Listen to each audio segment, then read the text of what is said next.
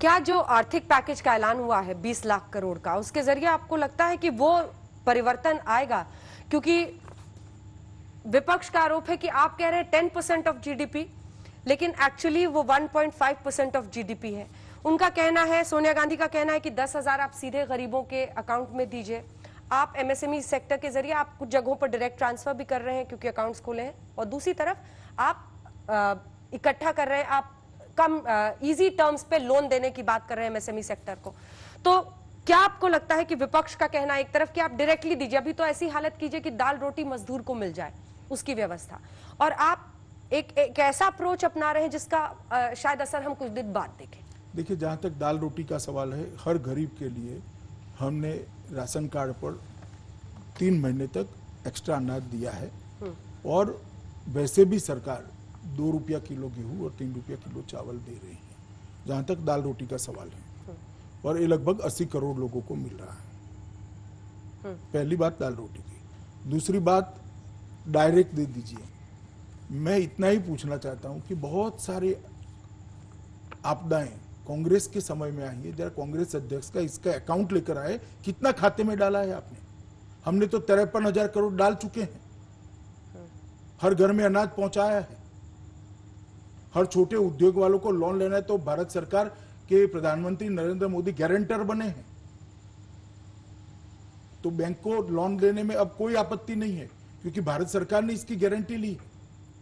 इसकी working capital को बढ़ाने के लिए हमने प्रयास किया है। क्या बात कर रही है कांग्रेस अध्यक्षा?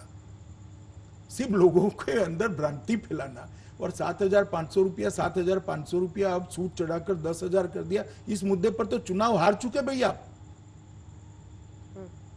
आप तो नारा लेकर निकले थे, देश की जनता ने रिजेक्ट कर दिया।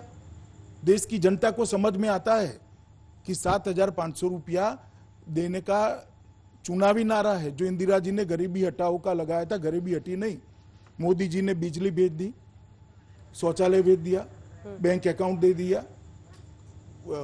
घर दे दिया, इनकी स्वास्थ्य की 5 लाख तक की सारी सुविधाएं कर दी, उनका बीमा ले लिया, किसानों को 6,000 रुपया हर अकाउंट में दिया। और आप क्या नारा लगा रहे हो भाई? और क्या कर दिया 58 साल इस देश पर शासन पर रहकर? लेकिन उनका गरीब तो ढेर के ढेर रह गए। हाँ, उनका ये कहना है कि ये जो मोदी वैक्सीन है, ये तुरंत अभी काम नहीं करेगा, इसका असर बहुत दिन लग जाएगा। आपकी क्या अपेक्षा है? वो हमारी प्रशंसा करेगी क्या? आपको इसमें आश्चर्य क्या हो रहा है? उनको यही करना है। अंजना जी, आप ये अपेक्षा करती है कि सोनिया जी, मोदी सरकार ने बहुत अच्छा किया, फिर से चुना कर ला दो, ऐसा कहेगी क्या?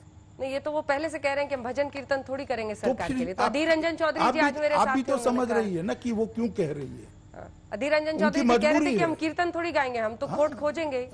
लेकिन इन सब के बीच आने वाले दिनों में क्या कुछ और भी रोड मैप है आपके पास कि कैसे अर्थव्यवस्था के लिए, क्योंकि अगर 5 ट्रिलियन इकोनॉमी की तरफ हमें इन अगले 4 सालों में बढ़ना है? ये शुरुआत है।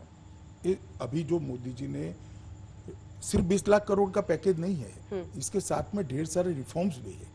इसको बारीकी से मीडिया ने देखना चाहिए, और रिफॉर्म्स के इंपैक्ट का कैलकुलेशन भी करना चाहिए। और मैं कहता हूं ये शुरुआत है।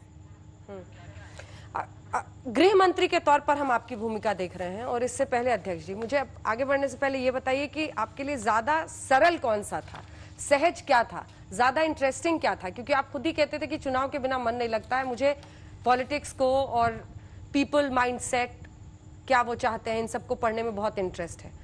तो अध्यक्ष जी वाला रोल बेटर था या गृह मंत्री जी वाला? देखिए, मेरा रोल एक तो मैं तय नहीं कर सकता, मेरी पार्टी तय करेगी, ये निश्चित है मेरे जैसे कार्यकर्ता के लिए। तो ना मैं अपने आप अध्यक्ष बना हूं, ना मैं अपने आप गृह मंत्री बन सकता हूं। जब पार्टी और प्रधानमंत्री जी तय नहीं करते, मैं गृह मंत्री नहीं बन सकता। परंतु मैं मानता हूं कि जो भी दायित्व मुझे दिया जाएगा, मेरे अनुभव और सूझबूझ का पूरा उपयोग कर तन तोड़ परिश्रम कर इसको देश के भले के लिए सफल बनाने का मैं प्रयास करूंगा, और मुझे लगता है मैंने किया है।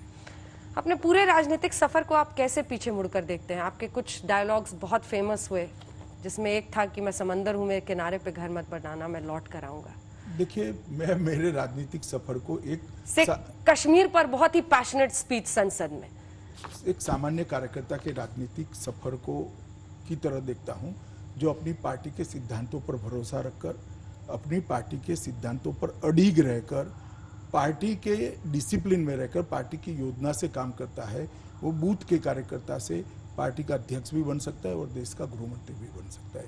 मैं मेरे राजनीतिक सफर की इतनी व्याख्या करना चाहता हूं और हजारों कार्यकर्ता, करोड़ों कार्यकर्ता को कहना चाहता हूं कि पार्टी के सिद्धांतों पर अगर हम अडिग रहकर पार्टी की योजना को ही हमारी योजना मानकर काम करेंगे तो मुझे लगता है कि व्यक्तिगत कुछ करने की जरूरत नहीं।